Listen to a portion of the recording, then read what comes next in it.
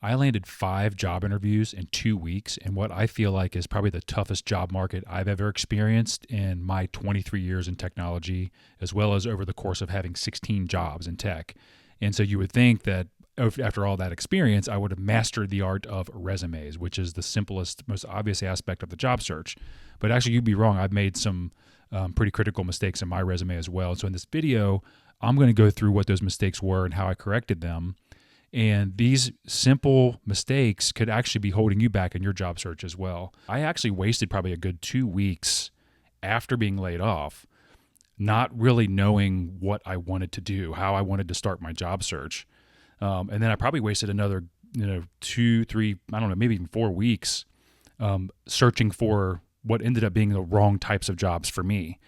And so this first tip really it's nothing to do with LinkedIn or anything. It's about having a career strategy, knowing where you want to go in your career. And this isn't just something that you're going to have inspiration for and suddenly have a clear path forward. It's something you need to think about. So one of the frameworks that helped me a little bit was this Ikigai, which many of you probably heard of. And it's, people like to post stuff like this on LinkedIn all the time and claim it as their own brainchild. But it actually really helped me as a framework to just get some direction for my career. So it's really the intersection of what do you actually like to do?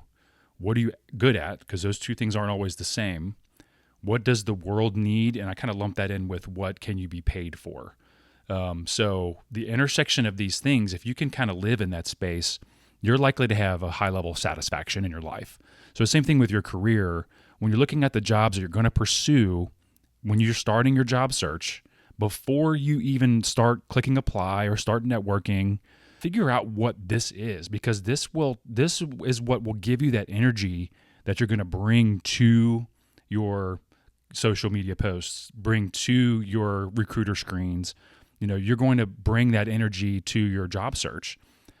So take a little bit of time and just get crystal clear on where you want your career to go, and that will help you define what you're going to pursue. You need to make it stupidly simple to connect your skill sets to an open job for a hiring manager, for a recruiter.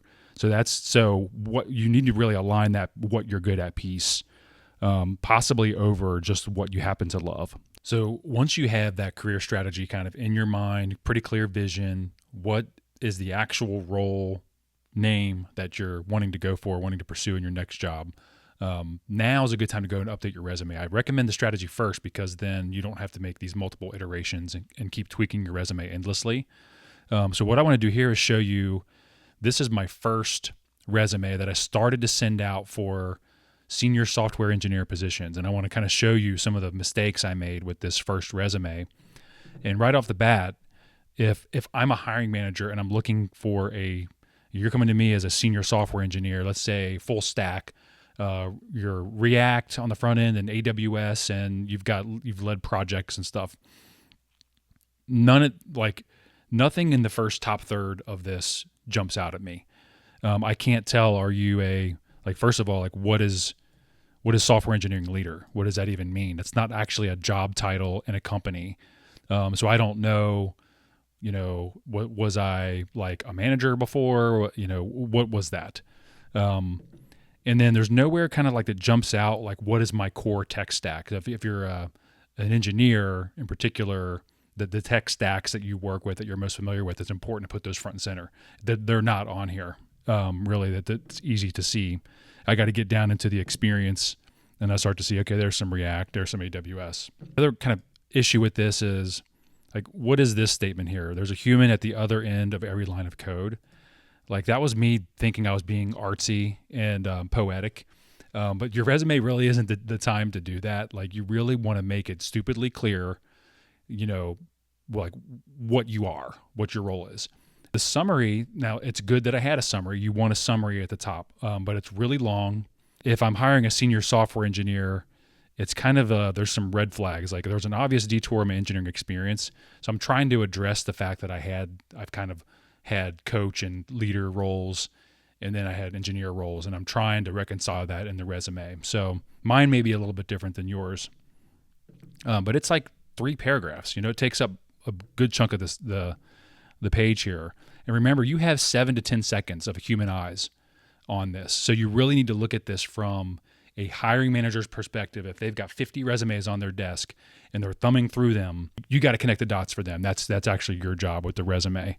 The other issue with this resume is it's not optimized for ATS, so automated tracking system, or applicant tracking systems, or whatever the acronym stands for. Basically, the AIs that read your resume and kind of determine what percent fit you are to the roles that they have open. The biggest issue is this buzzwords section over here. I've got a 2-column layout, and buzzwords isn't a heading that the AI is going to recognize. It really should be tech skills or something like that. And the fact that it's in a 2-column layout means that some of these ATSs are going to have a hard time automatically reading this. So really, this should be in its own section called tech skills or something. The next issue with this resume is these bullet points are written as tasks and not necessarily as what I accomplished. Now, this advice I kept getting over and over, and it was super annoying. And I didn't want to end up trying to make up numbers like improved retention by 25% by writing a unit test. Like I didn't want to try to lie basically on about the outcomes that I achieved. But you can still add value statements, and I'll show you how I change this. But for example, developed CI/CD pipeline with GitLab, automating build, test, deploy, release. It doesn't really. It's more like a task, right? It doesn't really show you like why I did that. What was the result of that? I'd say the last issue with this resume is, remember, I'm going for senior software engineer positions, but you only have to get down to like halfway to see my experience before you be like, what were they doing at JP Morgan Chase? Well, they were an enterprise transformation lead. Okay, that's not a software engineering position. And then I scan through these bullet points, and none of it has really anything to do with software engineering. You can see that there are some issues with this. Some of the changes that I made, and it's still not perfect, but I at least put full stack engineer kind of in the first sentence here. So as a full stack engineer and leader with 23 years experience. So right off the bat, you see I'm a full stack engineer. My tech skills I moved up to the top, and I made them just really clear, and I added an item about AI because AI hype. So if you've done some AI work, even on the side, throw that on your resume as something that it just shows that you're willing to experiment and try new technologies and things. Back to the bullet points, the example I gave, develop fully automated CI/CD pipeline. And here's the value statement here, reducing previously manual efforts to a single click. So I didn't make up any percentages or anything, but I put what the value statement was in there. And that kind of sets me apart as not just a coder, right, but somebody who can bring value to the business in my work. And then in my some of my experiences, I highlighted the engineering pieces of that experience versus the leadership or the coaching experience, because I'm going for an engineer position. So I'm not lying on the resume, and I do not advocate lying. Be honest. But we have, in our positions, we have, like, a lot of times we're multidimensional. So highlight the experience that is relevant to that position that you're applying for. And that's kind of why I tweaked this a little bit to be more engineering focused, which it was true. I did some coding, I did some engineering coaching, so I'm highlighting that here. Have a very clear summary statement, role summary, what you are. Put your tech skills up front and center. Make sure your formatting works for the ATSs. Make sure your experience has value statements in the bullet points, and make sure that the experience you are highlighting is relevant to that position. And your resume is only really one piece of the overall kind of puzzle of kind of cracking the job search in this crazy market right now.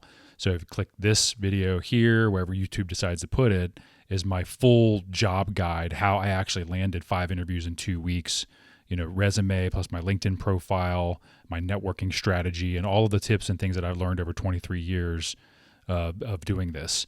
So hopefully, you find that helpful too. And just remember, just because the software industry is broken doesn't mean that we have to be. Thanks a lot. See you in the next one.